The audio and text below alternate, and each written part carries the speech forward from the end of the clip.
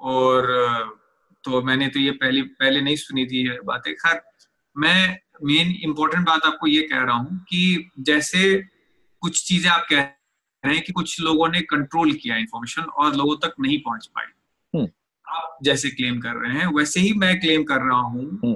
कि कुछ उस वक्त के लोगों ने अगर कंट्रोल किया हो और गलत कुरान आप तक पहुंचाई हो, हम्म। आपके कौम तक पहुंचाई हो, हम्म। तो इसकी क्या श्योरिटी है कि आप उससे बच पाए हो? या फिर ये एक जैसे एक प्रिंट, एक कोई कुरान जो है नकली कुरान छाप दे, वो पकड़ाने में 2 महीना 2 साल, जब तक वो पब्लिश होती है उतना का अरसा लगता है। आपके उसी हिसाब तरीके से से आप जम्मू बस इसको कर जेनोसाइड रहे की जो न्यूज थी वो मेरे कहने की वजह से आपने मान लिया कि जम्मू जेनोसाइड की न्यूज छुपी रही, ठीक है? आपको नहीं हो। पता थी, मैंने कहा कि छुपी मैं रही, इसके आपको नहीं बारे पता में थी। हम्म, उसी में कॉन्टेक्स्ट में कह रहा हूं, आपको नहीं पता थी, इसका मतलब ये नहीं कि किसी को नहीं पता थी। मुझे पता हम्म, थी और बहुत सारे हम्म, लोगों को पता थी, और उसका सबूत हम्म, ब्रिटिश इंडिया आर्काइव में रखा हुआ है।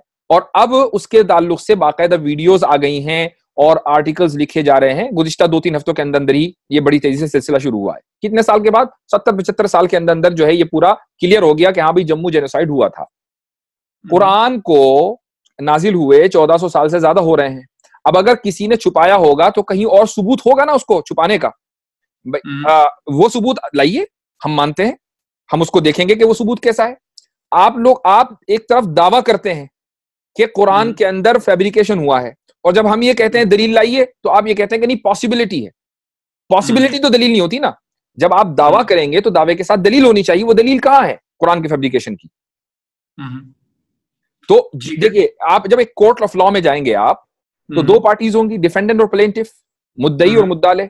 तो दलील हम्म, देने की जिम्मेदारी किसकी है? डिफेंडेंट की है। अच्छा, दलील, जो जो जो प्लेंटिफ है, क्वेश्चन कर रहे जो हैं। प्लेंटिफ है, सबूत भी उसको देने हैं, डिफेंडेंट को हम्म, सबूत नहीं देने हैं। हम्म, ठीक है? आपने हमें डिफेंडेंट बनाया कि जी कुरान, हमारा दावा ये है कि कुरान के अंदर अल्टरेशन हुआ है, फैब्रिकेशन हुआ है। ठीक है, ये आपका दावा है, तो लाइए दलील, दिखाइए कौन सी आयत ऐड हुई है। नहीं, उसी तरीके से आप ये दावा कर रहे हैं कि कुरान में कोई चेंज हो ही नहीं सकता। मैं आपसे ये सवाल कर रहा हूं कि जब कुरान अपने पन्नों को नहीं बचा सकता, तो ये कैसे मान लिया जाए कि वो अपने लाइनों को नहीं बचा पाएगा? आप कह रहे हैं कि नहीं, कोई किताब जो प्रिंट कर सकता है, कुछ अरसे तक वो छिप सकता है। इसलिए वो इसलिए कि अरसा जब कौन हम, डिसाइड करेगा देखिए, कि वो 100 साल हमारा का दावा है? क्या है, हमने कभी ये दावा नहीं किया कि कुरान हम्म, की जो कॉपी है ना, हम्म, वो हमेशा से महफूज है और उसके अंदर कोई चेंज नहीं हो सकता। ये हमारा दावा कभी था ही नहीं। भाई हम जो हम्म, दलील देंगे वो अपने दावे के मुताबिक तो देंगे ना। तो हमने ये हम्म, दावा किया कि जो रेवलेशन अल्लाह की तरफ से, गॉड की तरफ से प्रॉफिट मोहम्मद सल्लल्लाहु अलैहि वसल्लम के पास आया, उस रेवलेशन के अंदर कोई चेंजेस नहीं है। ये हमारा दावा है। हम कुरान की हम्म, जो कॉपी छपी हुई है दिल्ली से, बंबई से, मुख्तलिफ पब्लिशिंग कंपनी छापती है, उसके बारे में हमने न कभी कोई दावा किया, न आइंदा कभी करेंगे, और न कोई कर सकता। हम्म, ठीक है, आप उसको, कोई हम्म, उसको बदलना चाहे बदल दे, हम्म, लेकिन जो रेवलेशन है उसको नहीं बदला जा हम्म, सकता। अब इसकी जो हमने दलील दी है वो ये दी है कि 700 साल के अंदर करोड़ों नहीं, करोड़ों से ज्यादा हाफिज हम्म, हमारी कौम यानी मुसलमानों के अंदर पैदा हुए हैं, हर मुल्क के अंदर पैदा हुए हैं, हर जबान के अंदर पैदा हुए हैं। कहीं तो हम्म, कोई इख्तलाफ होता, कहीं तो कोई डिसएग्रीमेंट, कॉन्फ्लिक्ट होता। मसलन हम्म, कुरान करीम का जो पहला चैप्टर है वो सूरह फातिहा, हम उसको बोलते हैं, अल्हम्दुलिल्लाह रब्बिल आलमीन से शुरू होता है। तो हो सकता हम्म, है कि अमेरिका में या मलेशिया में या इंडोनेशिया में या ऑस्ट्रेलिया में कोई दूसरा हाफिज होता, वो अल्हम्दुलिल्लाह रब्बिल आलमीन के बजाय दूसरी आयत से शुरू करता वो चैप्टर। ऐसा क्यों है कि हर हाफिज वहीं से शुरू करता है और उसी चैप्टर पे खत्म करता है कि जहां उसको खत्म होना चाहिए?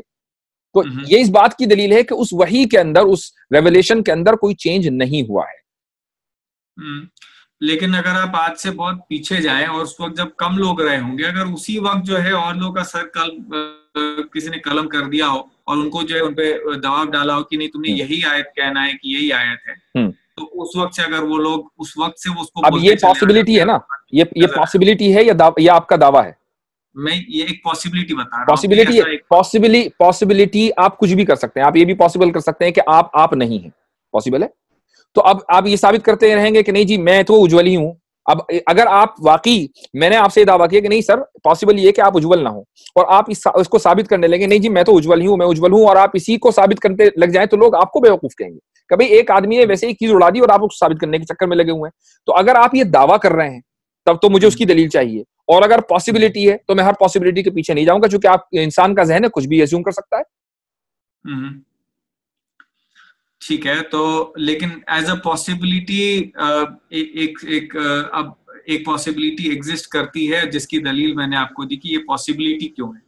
अब आप कह रहे हैं कि नहीं, अगर मैं ये दावा कर रहा हूं तो फिर जो है वो दावा करूं और फिर जो है आप उसकी ऑब्वियसली ये जब आप डिबेट करेंगे, जब आप किसी से बात करेंगे, तो जो उसके रूल्स हैं गुफ्तगू के और डायलॉग के, उसी को तो फॉलो करेंगे। वरना असम्पशन तो मैं भी कुछ भी कर सकता हूं, मैं आपके बारे में 10 असम्पशन करूं तो, और आप उसको साबित करने से रहे।